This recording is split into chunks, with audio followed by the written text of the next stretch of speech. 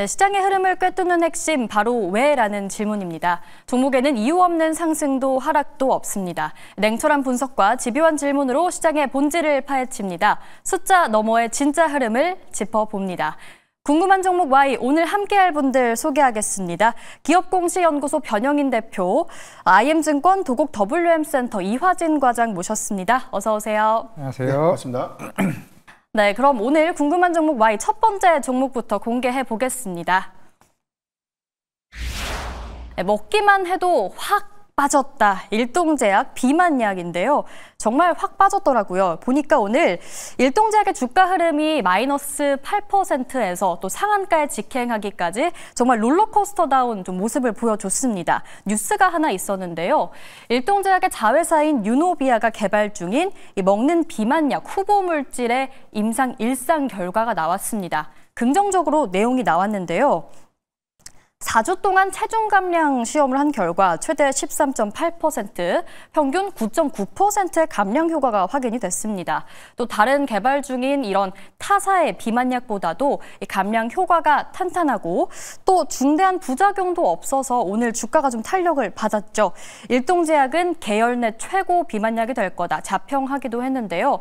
이렇게 게임 체인저가 될 거다 자평을 했는데 마감 상황 대선은 상한가 풀린 채 좀 마감하는 모습이었습니다. 그럼 먼저 또 변영인 대표님께 좀 여쭤봐야 할 것 같습니다. 지금 국내 다른 기업들도 한창 비만약 개발을 이어가고 있는데 이렇게 좀 다른 기업들과 비교했을 때 일동제약의 매력도는 어떨지 궁금합니다. 네, 우선 오늘 기업 설명회에서 일단 임상 1상에 관련된 데이터 발표가 좀 있었고요. 해당된 내용을 보면 단회 투여 후에 증량을 좀 올리는 SAD 방식, 그리고 여러 번 투여해서 증량을 좀 높이는 MAD 방식에 대한 데이터 값이 공개됐다고 볼 수가 있겠는데, 일단 단여보다는 이 반복 투여로 인한 효과가 좀 좋았다라고 좀 밝혀지고 있고, 이 부분이 아까 이제 앵커님께서 말씀하셨던 것처럼 최대 이제 13%, 평균적으로 한 9%대 체중 감량의 효과가 있었다. 이 부분은 임상 1상의 유효 지표 값을 어느 정도 좀 확인한 계기가 좀 됐기 때문에 수급적인 좀 기대 요인들이 될 수 있겠고요.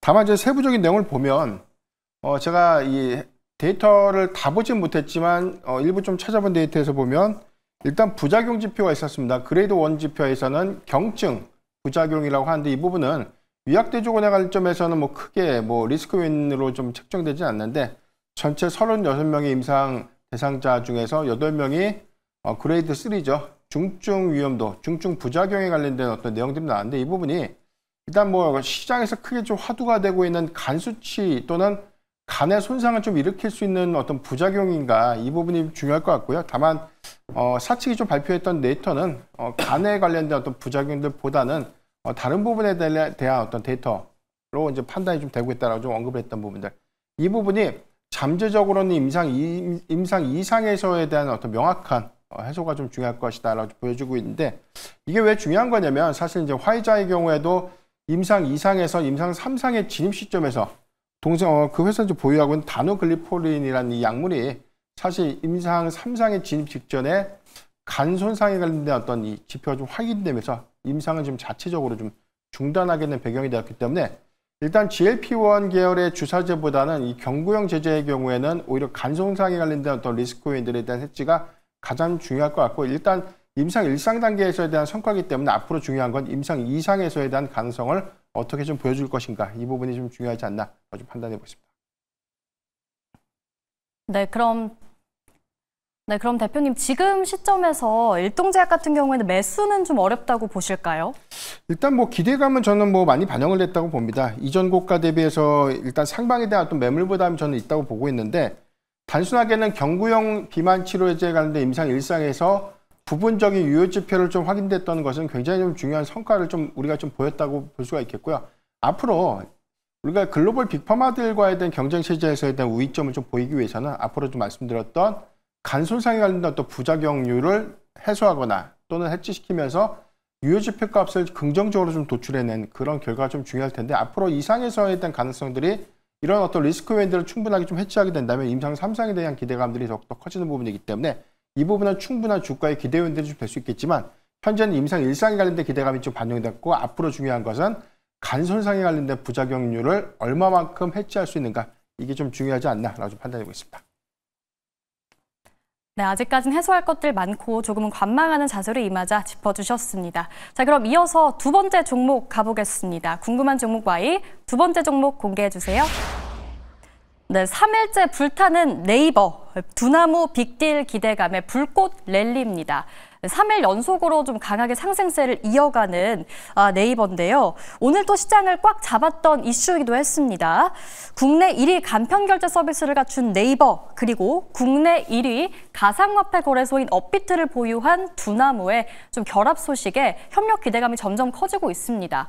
특히 네이버 같은 경우에는 현재 밸류에이션도 좀 괜찮고 앞으로 좀 새로운 장기적인 성장 동력을 확보했다라는 평가가 이어지고 있는데요. 또 이화진 과장님께 여쭤볼게요. 네. 오늘 하나증권이 목표가를 좀 많이 올려잡았더라고요. 33만 원 어떻게 보십니까?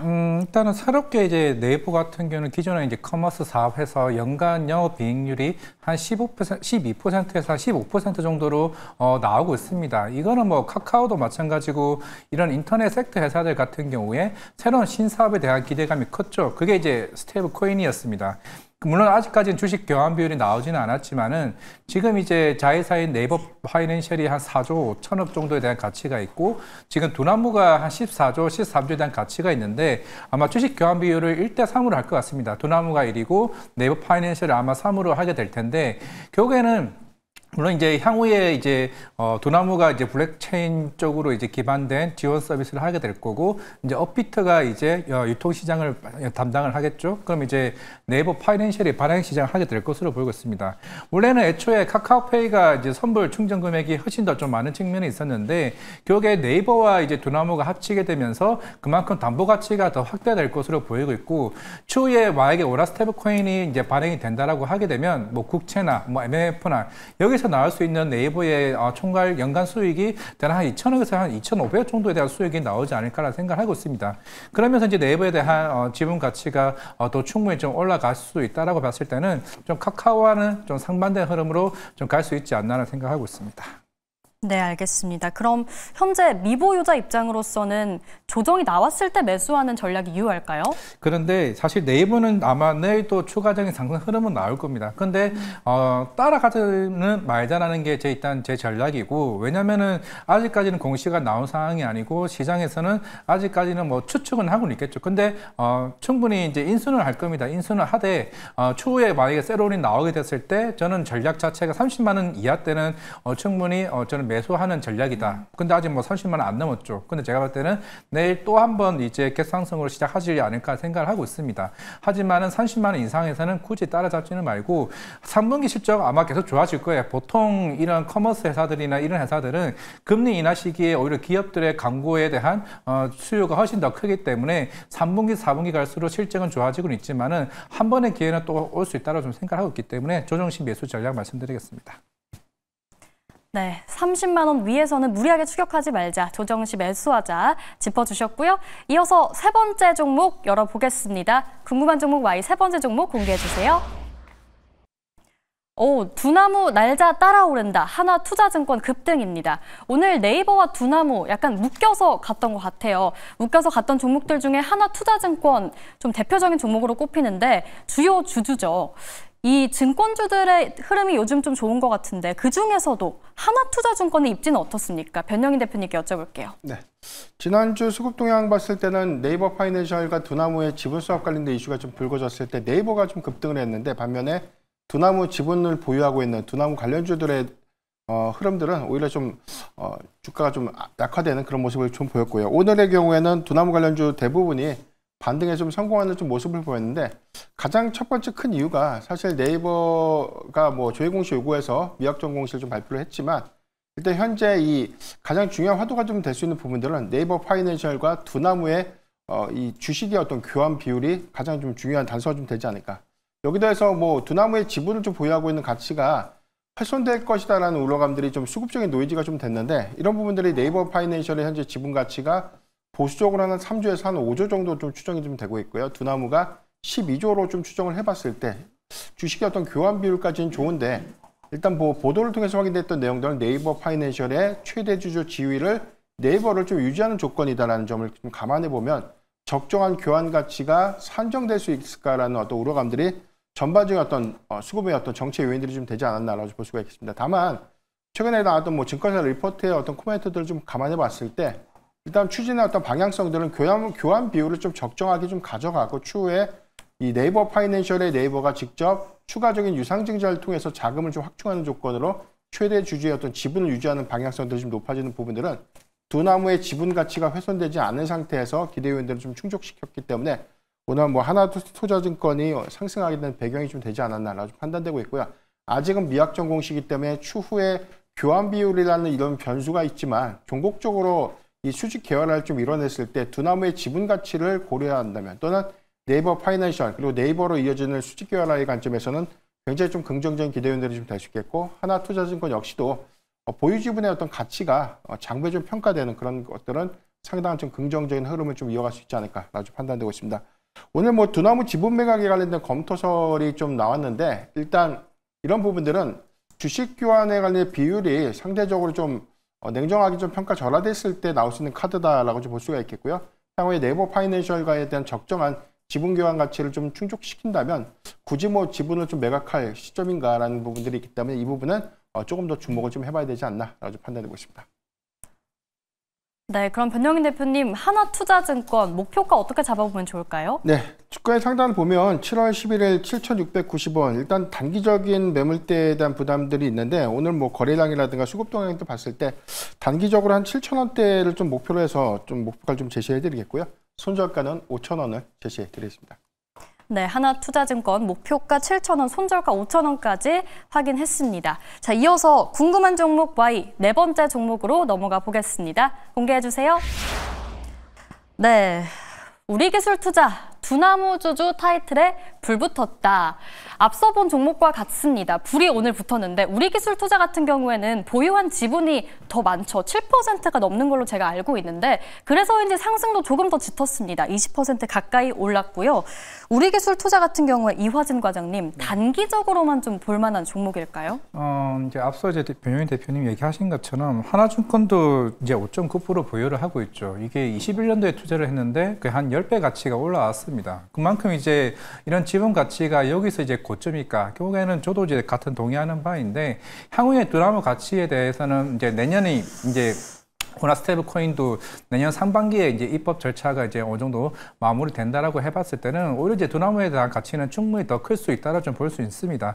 그러면서 오늘 이제 우리 기술 투자자 마찬가지고 두나무 관련주들이 시장에서는 관심을 받아왔었는데 뭐 우리 기술 투자가 뭐 다른 뭐 새로운 뭐 본업을 가지고 있는 것도 아니고 결국 지분 가치가 더 확대될수록 그에 따른 시장에 대한 기대감이 더 클 수 있다라 좀 보이고 있는데 물론 추후에 뭐 두나무와 그 네이버 파이낸셜 관련된 그 지분 인수 관련이 공식화된다라고 하게 되면은 물론 세로로 이제 빠질 수는 있겠죠. 그러면 중장기적으로 봤을 때는 이제 우리 기술 투자의 두나무에 대한 지분 가치가 훨씬 더 좀 높아질 수 있다라고 봤을 때 물론 지금 당장 뭐 하나투자증권이냐 아니면 우리 기술 투자냐 당장의 엑시스는 하지 않을 거로 좀 생각을 하고 있습니다. 그만큼 지분 가치에 따른 이제 흐름이 그런 모멘텀 자체가 제가 볼 때는 원화 스테이블 코인이 그 입법 절차가 되는 시점까지는 계속 갈 수 있지 않을까 좀 생각하고 있습니다. 네, 알겠습니다. 우리기술 투자까지 체크를 해봤고요. 이어서 궁금한 종목 Y 다음 종목 열어보도록 하겠습니다. 다섯 번째 종목 보여주세요. 네, 반도체 봄이 왔다. SK하이닉스 실적 전망 고공행진입니다. 사실 트럼프 행정부가 요즘에 좀 반도체 관세 압박을 지속하고 있는데 이런 나름의 악재에도 불구하고 오늘 반도체 주가 흐름이 굉장히 좋았습니다. SK하이닉스 같은 경우에는 실적 전망도 계속해서 눈높이를 올려잡고 있는 상황인데 자, 이런 시점에서 투자 전략 어떻게 세워봐야 할지 궁금합니다. 변영인 대표님. 네. 일단 지난 9월 달까지 52주 신고가 형성 이후에 단기적인 차익 매물이 좀 나왔습니다. 그럼에도 불구하고 오늘 4%대 다시금 좀 재차 반등하는 모습을 보였는데 일단 3분기 전체 추정치가 계속해서 좀 재차 1개월 평균 대비해서도 상향 좀 제시가 좀 되고 있고 이번에 영업이익 기준에서는 사상 처음으로 10조 원대에 대한 돌파가 좀 유력하다. 10조 원대 중후반까지 현재 좀 컨센서스가 좀 나와 있기 때문에 이 이상의 퍼포먼스가 좀 나와준다면 오히려 견조한 AI 수요를 좀 바탕으로 해서 4분기 전반적인 어떤 메모리 가격의 평균 가격 상승분이 이익 효과를 좀 더 상쇄시킬 수 있는 그런 어떤 기대 요인들이 좀 될 수 있지 않을까라고 좀 판단되고 있습니다. 전체적으로 지난 2분기 대비해서 이 메모리 가격에 대한 반등폭들이 좀 예상되고 있는데 디램이 7% 그리고 낸드 메모리가 한 2% 정도에 대한 가격 상승분이 이번 3분기에 좀 반영되지 않을까라고 나오고 있고요.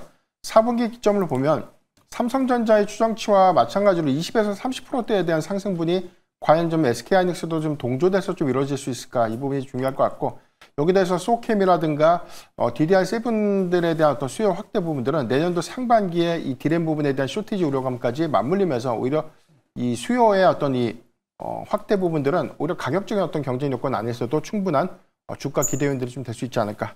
일단 선행지표 사항에서도 사이클 기준에서 한 6개월에서 9개월 정도 좀 선행을 합니다. 앞으로 내년 하반기까지에 대한 이 업황이 유지가 좀 되다는 가정에서 보면 1분기까지에 대한 상승 여력들은 조금 더 주목해봐야 되지 않을까라고 판단하고 있습니다.